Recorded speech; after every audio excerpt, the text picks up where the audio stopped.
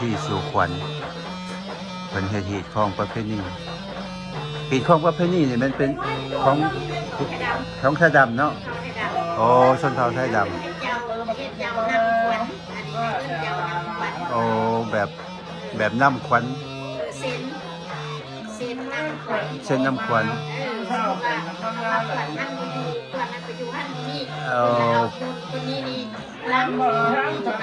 เอา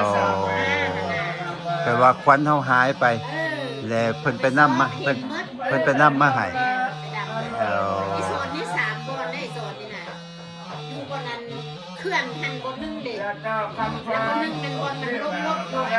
เย็นจันเย็นลบกายอันนี้บนนึงแล้วก็อยู่คนนี่บนนึงแล้วน้ำได้หมดเลยน้ำไปได้หมดแล้วตอนนี้เราจิโฮม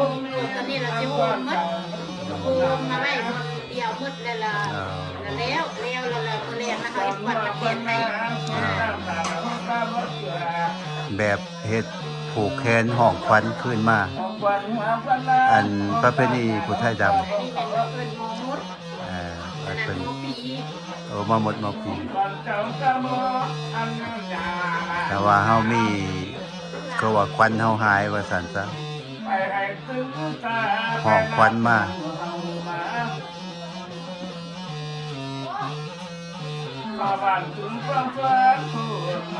อันนี้เป็นหีดข้องผู้ไทยดำ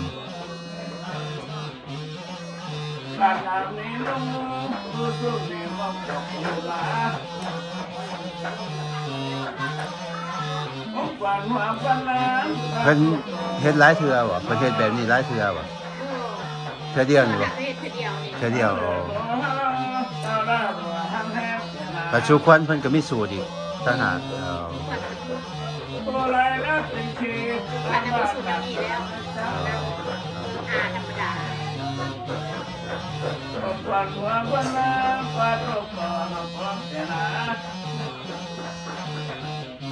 เป็นจังซี่แหละพี่น้องไปหลายบอนก็เห็นเทียนหูหลายเพราะว่าประเทศลาวเฮานี่มีหลายชนเผ่า50-60ชนเผ่าแต่ละชนเผ่าก็บ่คือกันที่ของประเพณีลาวลุ่มก็แนวนึง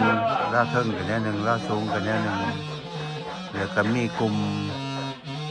ผู้ไทยดำผู้ไทยแดงผู้ไทยขาวได้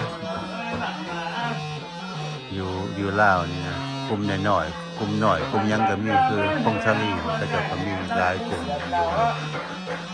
ยู่ว่าเรื่องเฮ็ดที่ของไปนี่